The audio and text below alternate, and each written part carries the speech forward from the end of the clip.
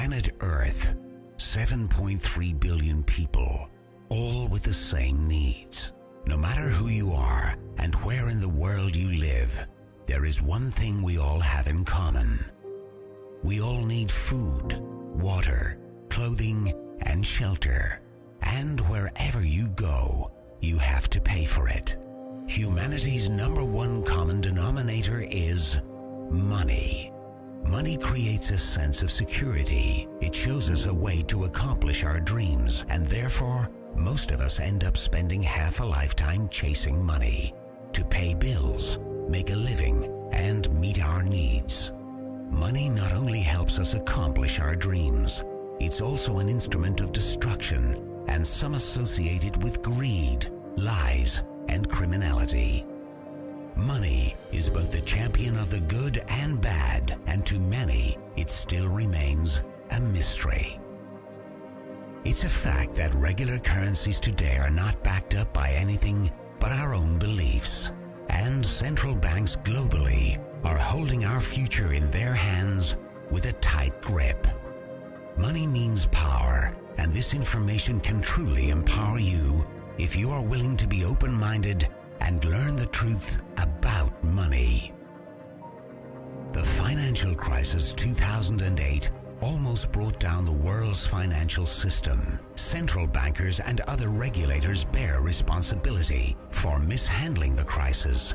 Many people and companies were bankrupt overnight, but at the same time, great opportunities were born. There is always two sides of a coin, and after centuries of economical challenges, we are about to discover that there are better ways. Out of the crisis 2008 grew one of the greatest financial opportunities ever, and it challenged the whole monetary system in a heartbeat.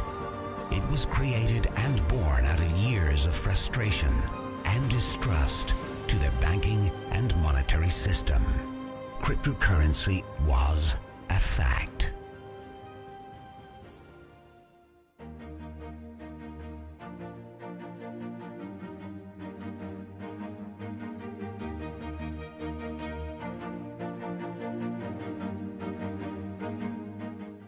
Bitcoin's blockchain was written 2008, and despite criticism by financial regulators, institutions, governments, and media, it had a tremendous increase in value.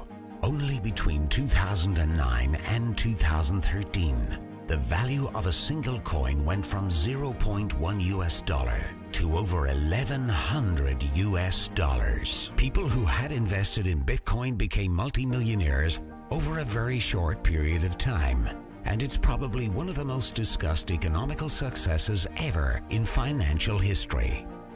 One of them was a young Norwegian man who invested $26, only to forget all about it. A couple of years later, his modest investment of $26 had turned into over $850,000. It was an expensive lesson for anyone who was introduced to Bitcoin at an early stage, but who turned it down. What if new technology allows everyone in the world to be their own bank, free from taxes and banking fees? Cryptocurrency is built on math, technological computer software with a shared code that connects a global network through the internet. But how do we know it can be trusted? Traditionally, we are programmed to rely on trusted third parties like banks, credit card companies, and remittance services as they keep track of the money being transferred from one to another. And we are being charged tremendously for it. We are in the habit of paying big money for something that could be free of charge.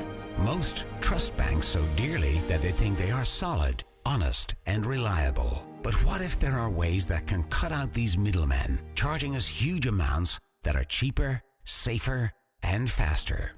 While many people associate it with anonymous black market trading, it is actually far from transparent than you may realize. Just think about it. Today you can easily copy and download music and movies online. And cryptocurrency is digital, just like music and movies on internet. So listen closely, as this is key to understanding cryptocurrency. Can you trust that your digital money will not be downloaded as easily as your favorite songs? How can a digital currency retain its value and not be copied online? The interesting thing is that cryptocurrency is not a file on the computer. It is rather an entry in the public distributed database called the blockchain. Let's compare it to today's banks. They keep ledgers of each transaction with a plus and a minus in databases. With cryptocurrency, bank accounts are replaced by an e-wallet where you alone can control it. The ledger of a cryptocurrency is the blockchain. The blockchain, or the ledger of a cryptocurrency, keeps a record of every coin and every transaction ever made, and it always balances since the amount of coins is non-changeable and no coin will ever leave the system. When one coin is sent somewhere, what is really being sent is the control of the database with a code that is a unique key for that specific transaction. As transactions are made, the ledger, the blockchain, is constantly synchronized across the globe. Each user in the entire network has an identical copy, and since the blockchain is public, it cannot be controlled by any person.